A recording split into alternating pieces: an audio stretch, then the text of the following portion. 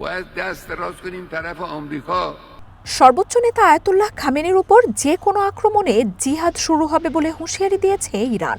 মঙ্গলবার দেশটির national security parliamentary commission এই হুমকি দেয় বলে জানিয়েছে রয়টার্স। অর্থনৈতিক দুরবস্থার বিরুদ্ধে শুরু হওয়া বিক্ষোভ সরকার পতনের আন্দোলনের রূপ নেয়ার পর থেকেই ইরানের সাথে আমেরিকার সম্পর্ক তলানিতে ঠেকেছে। বিক্ষোভকারীদের শাস্তি দেয়া হলে তেহরানের নেতৃত্বের ওপর হামলার হুমকি দিচ্ছে ওয়াশিংটন। আন্দোলন স্তিমিত হলেও দুই দেশের উত্তেজনায় ভাটা পড়েনি।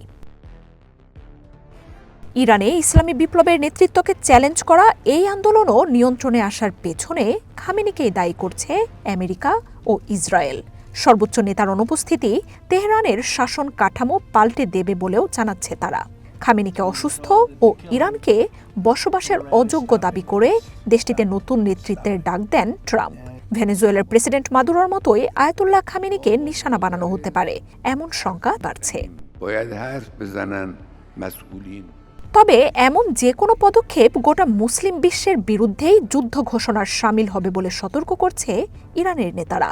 দেশটির পার্লামেন্টারি কমিশন বলছে, খামেনিকে নিশানা করা হলে বিশ্বের প্রতিটি প্রান্তে থাকা ইসলামী যোদ্ধারা জিহাদে অংশ নেবেন।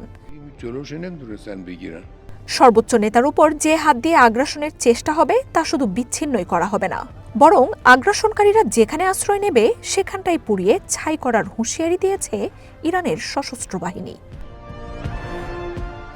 একই ইস্যুতে শত্রুদের চূড়ান্ত সতর্কবার্তা পাঠিয়েছেন দেশটির প্রেসিডেন্ট মাসুদ পেজেশকিয়ান।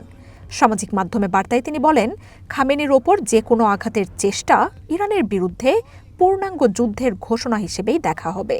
ইরানের সাম্প্রতিক আন্দোলনের জন্য পশ্চিমাদের দায়ী করে তিনি বলেন, বছরের পর বছর আমেরিকা ও এর মিত্রদের ইরানের সাধারণ মানুষদের বিরুদ্ধে দেয়া নিষেধাজ্ঞাই জীবনযাত্রার ব্যয় বাড়ানোর একমাত্র কারণ। মার্জিয়া উপমা, ওয়ান ইন্টারন্যাশনাল ডেস্ক।